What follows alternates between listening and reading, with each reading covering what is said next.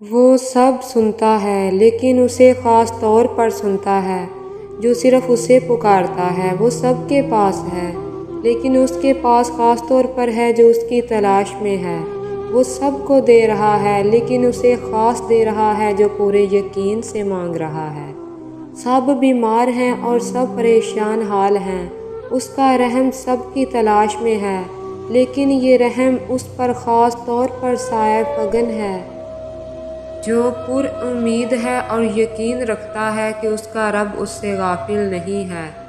یقین، صرف یقین۔ اللہ کو اپنے بندے سے صرف یہ یقین چاہیے۔ رسول اکرم صلی اللہ علیہ وآلہ وسلم نے فرمایا کہ خدا کو اتنا یاد کر کہ تیرا دل ایک ویرانے کی طرح ہو جائے اور اس میں ایک چراغ جلتا ہو اور وہ خدا کی یاد کا چراغ ہو۔ پھر فرمایا جب لوگ خدا کو اتنا یاد کریں گے تو خدا ان کے ساتھ ہو جائے گا، خدا ان کا انداز ہو جائے گا، خدا ان کی زبان ہو جائے گا، خدا ان کے اشاروں سے بادل برساتا ہے، خدا ان کی زبان ہو جائے گا، خدا ان کے اشاروں سے بادل برساتا ہے، خدا ان کے اشاروں سے حکومت بدلتا ہے، خدا ان کے اشاروں سے زندگی اور موت کے مسائل طے کرتا ہے۔ خود سے خود ملنا ہر کسی کے بس کی بات نہیں ہوتی کیونکہ خود میں خودی تو خدا ملتا ہے۔ مولانا رومی کہتے تھے میں نے یہ سیکھا ہے اس دنیا سے کہ یہاں ہر کوئی چکھے گا موت کا مزہ لیکن بہت کم ہوں گے جو چکھ پائیں گے زندگی کو۔ وقت کا کام ہے گزرنا اور وہ تو گزر ہی جاتا ہے، رو کر نہیں تو ہنس کر نہیں تو رو کر، بھلا وقت کب ایک سا رہتا ہے۔ بیماری واحد شے نہیں ہوتی جو انسان کو ڈھا سکتی ہے، دکھ زیادہ زوراور ہوتے ہیں۔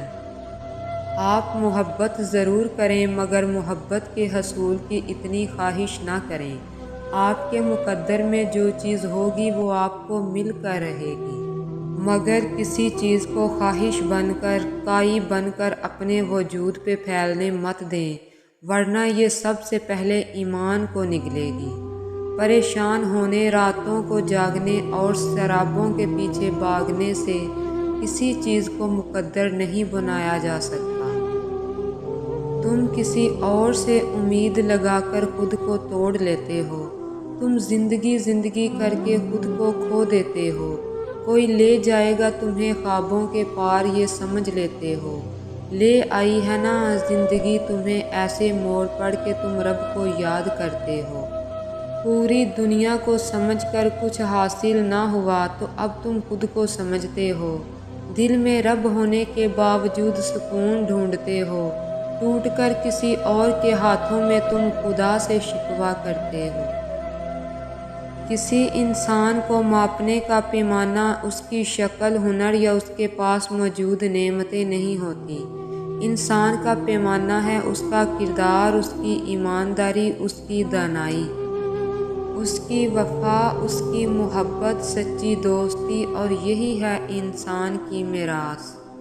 بچے بڑے ہو جاتے ہیں اور ماں باپ بوڑھے، بچے اپنی دنیا میں مگن ہو جاتے ہیں، رہائش الگ کر لیتے ہیں اور اس وقت یہ نہیں سوچتے کہ ان کے پاس تو مصروف رہنے کے لیے کئی دلچسپیاں ہیں، مگر ان کے والدین کی واحد دلچسپی تو وہ خود تھے، اور جب ان کی اولاد بڑی ہو کر دنیا کی بھول بھلیوں میں گم ہو جاتی ہے تب انہیں دو بوڑھے وجود یاد آتے ہیں، مگر تب بہت دیر ہو چکی ہوتی ہے۔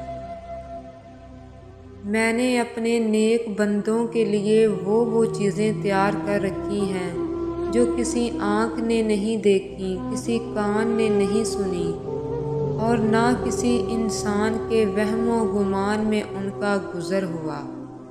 ام الیقین، یقین سے بڑھ کر یقین، نفرت کی سب نشانیاں ملنے کے باوجود خدا کی محبت پر یقین، قہر کی سب علامتیں دکھائی دینے کے باوجود اس کے رحم پر یقین، ہماری بیماری کبھی ٹھیک نہیں ہو سکتی، ساری دنیا کے کہنے کے باوجود اس کی شفا پر یقین، جو زمین سے نہیں ہوتا وہ آسمان سے ہوتا ہے، صرف رب کے حکم سے ہوتا ہے، اس شہادت پر یقین۔ آپ جتنا ڈریں گے لوگ آپ کو مزید ڈرائیں گے، جب ڈرنا چھوڑیں گی تو لوگ آپ سے ڈرنے لگیں گے۔ غلط بات پہ خاموش رہنا چھوڑ دیں، آپ سے غلط کرنے کی کسی کی ہمت نہیں رہے گی۔ ہر شخص کے رویے کی کوئی نہ کوئی وجہ ضرور ہوتی ہے۔ جب تک آپ کسی دوسرے کی جگہ پر کھڑے ہو کر نہیں دیکھتے، آپ کی سمجھ میں پوری بات نہیں آ سکتی۔ ہر کہانی کی ایک دوسری سائیڈ ضرور ہوتی ہے۔ اس دل میں اللہ کی محبت داخل ہو نہیں سکتی جس دل میں دنیا کی محبت بھری ہوتی ہے۔ سورۃ الناس کے حالے میں کھڑا ہوں گمسم، اور میرے چاروں طرف شور مچاتے شر ہیں۔ تعلقات اکثر قصور سے نہیں بلکہ ذہن کے فطور سے خراب ہوتے ہیں۔ فکر نہ کریں لوگ بھول جائیں گے مگر اللہ نہیں بولتا، آپ کی نیکی نہ لوگوں کی زیادتی۔